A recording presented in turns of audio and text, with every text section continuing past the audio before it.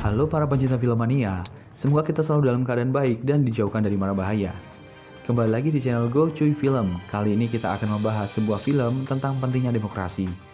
Film ini berjudul Sarkar dan rilis pada tahun 2018. Film ini mengisahkan tentang seorang pria yang suaranya dicuri saat terjadi pemilu. Tak cuman itu, ia bahkan sampai menjadi calon presiden demi mengalahkan seorang capres jahat. Dan akhirnya banyak kisah yang terungkap di dalamnya. Langsung aja yuk, nggak berlama-lama, ambil posisi nyaman kamu dan simak inilah film Sarkar. Salam dari Go Cuy. Selamat menyaksikan.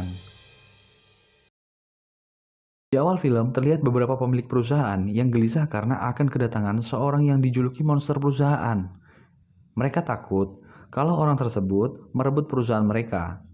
Orang yang dimaksud adalah Sundar Rasmawi, seorang CEO perusahaan asal Tamil Nadu, India yang bermukim di Amerika Serikat. Ia dijuluki monster perusahaan karena transaksinya yang kejam yang mampu merebut perusahaan saingannya.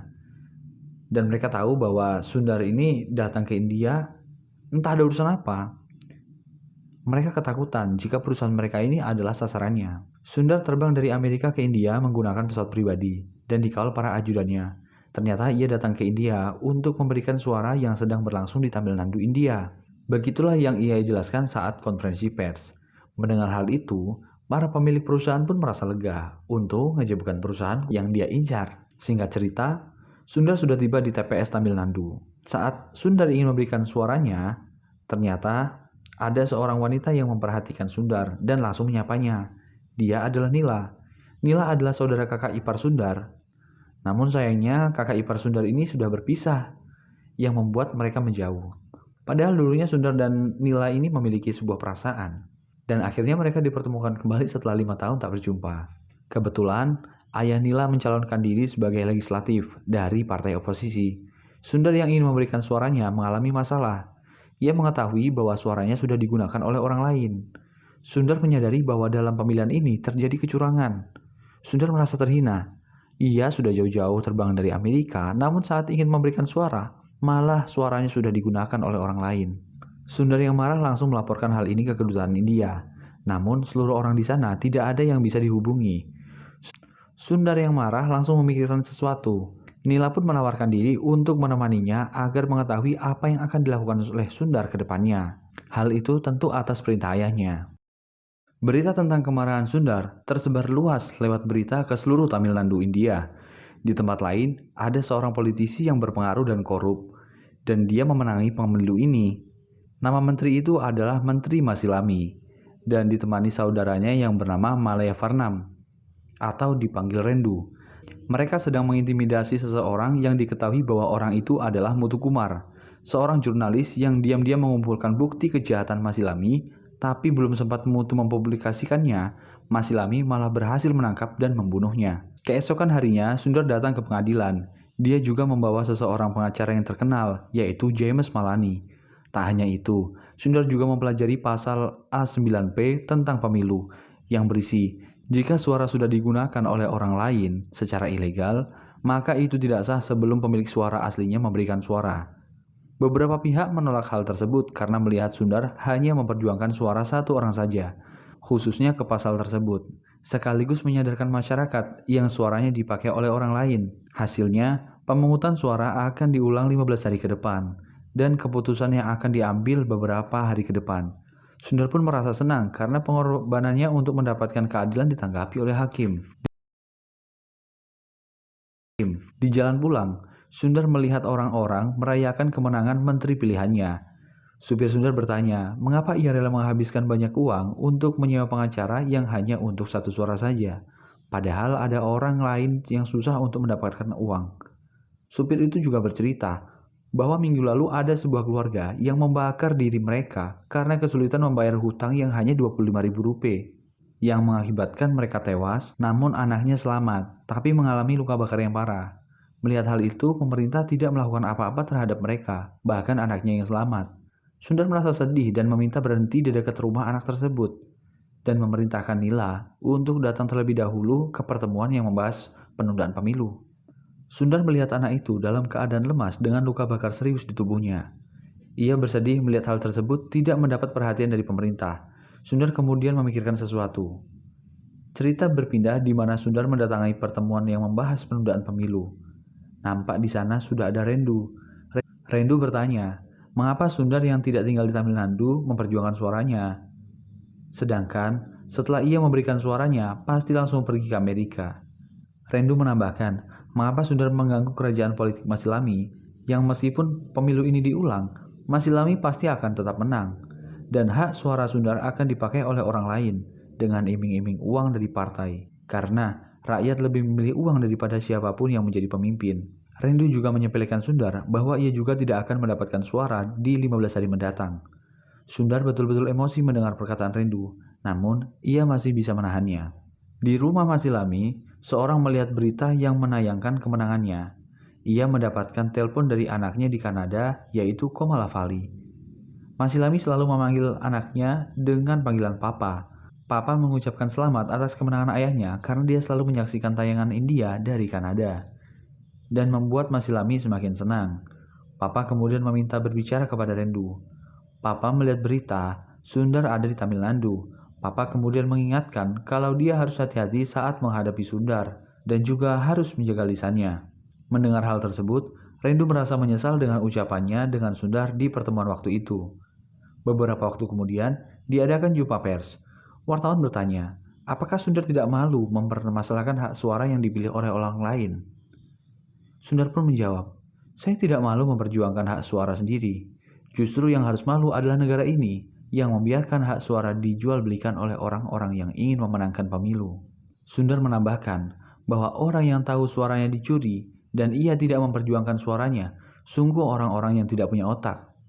Semua yang hadir saat jumpa pers merasa kesal dengan omongan Sundar, dan orang yang menyaksikan lewat televisi merasa benar adanya. Dan ternyata, banyak dari masyarakat luas yang suaranya dicuri. Orang-orang tersebut kemudian mengajukan keluhan ke pemerintah setempat. Tak disangka, jumlah pelapor mencapai puluhan ribu. Sangat miris ya guys ya. Rendu semakin kesal melihat tingkah Sundar. Ia memerintahkan anak buahnya untuk membunuh Sundar. Beberapa waktu kemudian, Sundar ditemui anak buah Rendu yang akan membunuhnya. Dengan perkelahian yang luar biasa dan di luar nalar ala India, Sundar berhasil mengalahkan mereka semua tanpa lecet sedikit pun.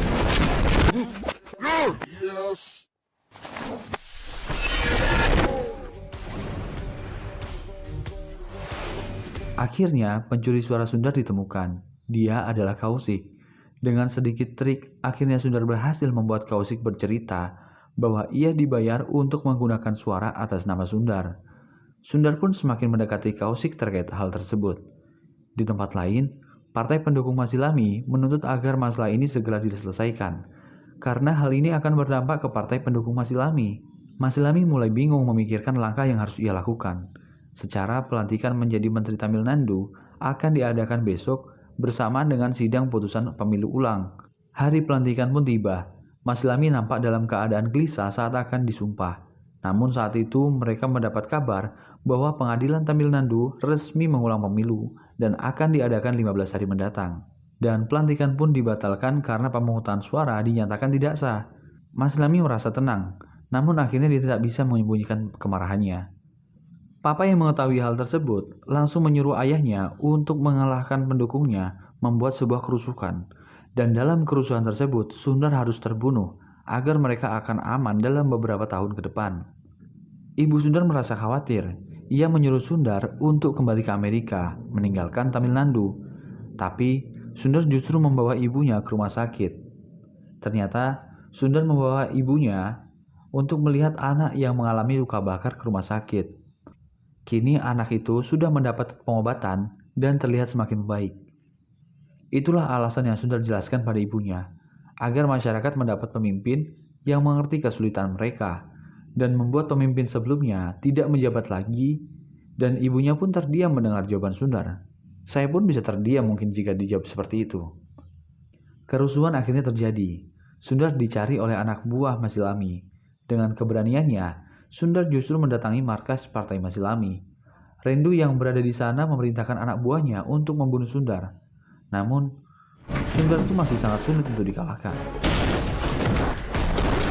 Sundar pun mendapatkan telepon dari Masilami. Ia menegaskan akan memberitahu arti politik yang sesungguhnya pada Sundar. Tanpa pikir panjang, Sundar langsung mencalonkan diri sebagai pemimpin di Tamil Nadu.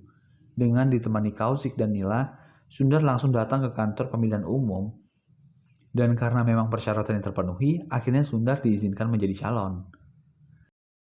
Rendu dan Sundar dipertemukan di acara debat calon yang tayang secara live.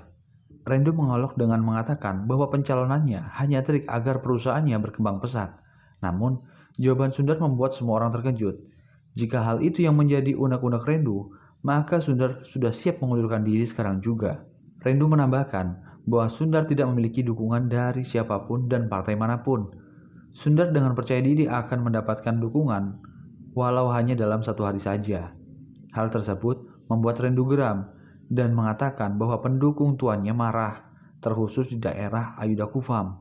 Lagi-lagi jawaban Sundar membuat Rendu kesal bahwa daerah pertama yang akan ia datangi adalah daerah tersebut. Beberapa hari kemudian, Sundar mendatangi Ayuda Kufam bersama Kaushik. Awalnya, mereka menertawakan Sundar dan menyuruh mempermainkan Sundar selama yang mereka inginkan, dengan ditayangkan langsung di Facebook. Namun, Sundar justru menanggapi secara baik. Mereka semua tidak menyukai Sundar karena dia adalah orang kaya, yang jelas tak merasakan kesusahan mereka. Nah, Sundar justru memenangkan hati mereka dengan ceritanya di masa lalu. Ternyata Sundar adalah anak nelayan yang pernah menderita sama seperti mereka. Tetapi dengan tekad dan keinginan yang kuat, ia berhasil sampai seperti sekarang. Sundar mengajak mereka untuk tidak diperbudak pemerintah sama sepertinya, dan dukungan pun sudah dapatkan. Ia mengajak masyarakat untuk mengajukan keluhannya kepada pemimpin. Sundar kemudian mendatangi Masilami yang sedang mengadakan acara bersama partai oposisi. Sundar menekan Masilami terkait masalah bungkamnya dalam masalah listrik. Masilami yang marah justru memerintah polisi untuk memukuli Sundar dan pendukungnya. Semuanya laki-laki, perempuan, tua dan muda dipukul secara brutal yang membuat mereka sadar bahwa pemimpin yang sekarang sama sekali tidak memperdulikan hidup mereka.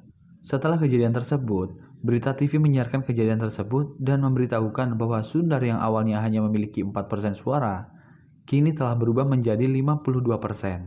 Mendengar hal tersebut, Masilami langsung merajuk. Akhirnya Sundar siap bersaing di 324 TPS. Para pendukung Sundar merelakan tempatnya sebagai posko kemenangan Sundar.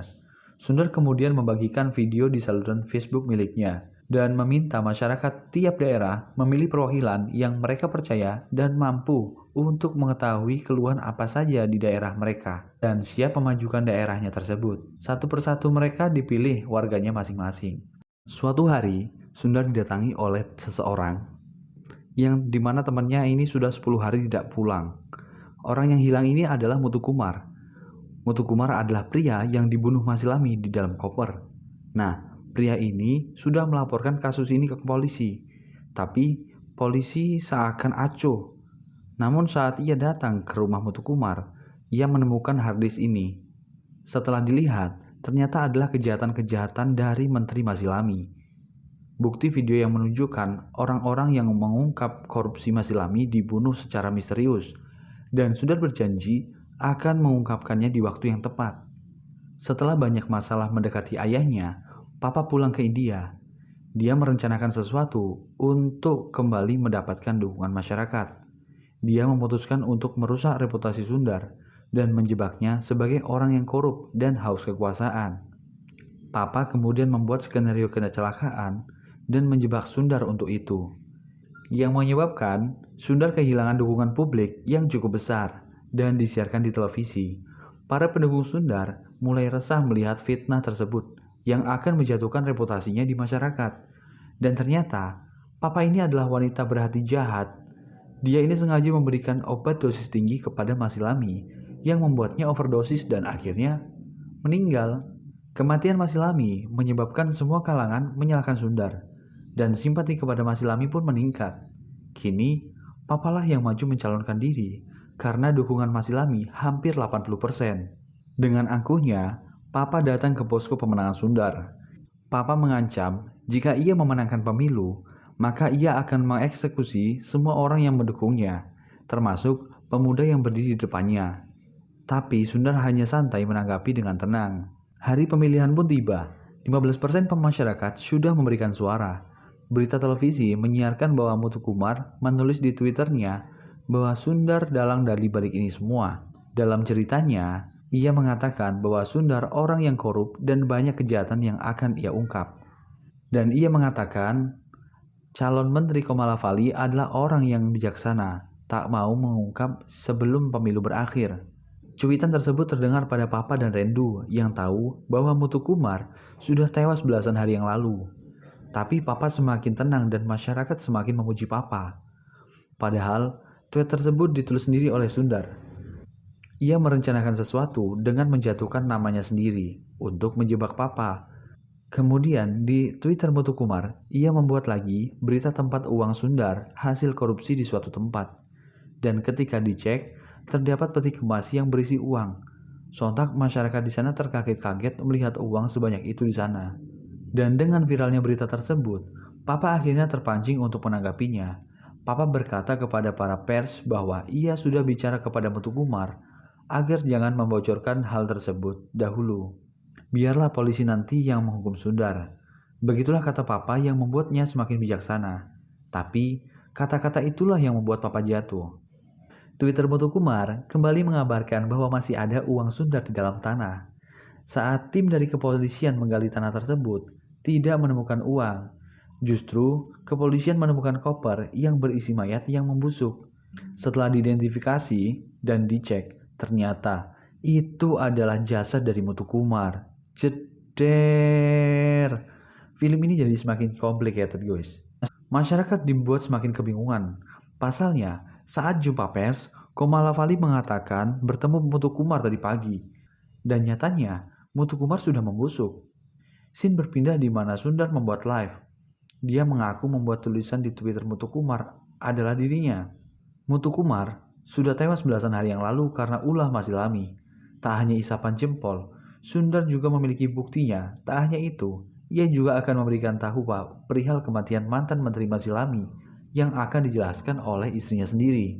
Melihat hal itu, Papa yang gelisah mencari ibunya. Dia mendapat kabar dari pembantu rumah bahwa ibunya berada di pemakaman. Papa langsung bergegas ke sana. Sesampainya Papa di sana, dia tidak menemukan ibunya.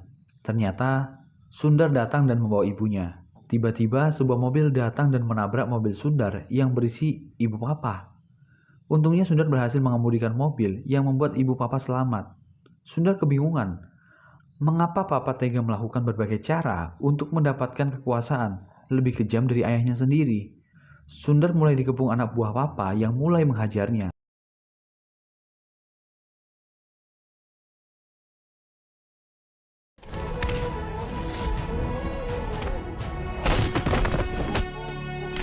Setelah mengajar anak buah Papa, ia meminta istri Masilami menyatakan hal yang sebenarnya di live Facebook. Dan terungkap, kematian Masilami adalah ulah Komalafali yang memberikan obat dosis tinggi yang menyebabkan Masilami overdosis. Dia sengaja tidak menghentikannya karena suaminya adalah orang jahat yang pantas mati. Ia juga meminta masyarakat untuk tidak memberikan suara kepada Komalafali, karena apabila hal tersebut terjadi, maka Komalafali akan menjual seluruh negara ini. Di akhir video, Sundar mengatakan bahwa mereka yang belum memilih agar segera memilih karena sudah tidak ada waktu lagi. Dia juga menambahkan, hargailah anak muda yang selalu semangat mencari kebenarannya. Mereka harus tahu bahwa pemimpin yang kemarin setidaknya sudah membunuh 18 orang yang tidak bersalah. Dan jangan membuat kematian mereka sia-sia. Selanjutnya, masyarakat datang berbondong-bondong menuju TPS masing-masing dan menggunakan suaranya. Akhirnya, Papa dan Rendu ditangkap polisi dan harus bertanggung jawab atas kesalahan mereka. Film ditutup di mana Sundar memenangkan pemilu, namun ia memutuskan untuk tidak menjadi kepala menteri dan memilih salah satu pendukungnya, yaitu seorang kolektor jujur untuk menjadi menteri berikutnya. Sundar juga berterima kasih kepada pemuda yang membantunya selama 15 hari ini, dan pendukungnya yang mengorbankan semuanya agar negeri ini menjadi lebih baik lagi. Tamat. Oke guys, bagaimana jika film ini menggambarkan tentang Indonesia? Apakah kamu berani berjuang untuk hal tersebut? Bagaimana tanggapanmu tentang film ini guys? Jangan lupa untuk komen di kolom komentar ya. Dan buat kamu yang suka dengan channel seperti ini, jangan lupa subscribe dan tunggu video kami berikutnya. Saya Abro dan sampai jumpa dari Gocuy Film.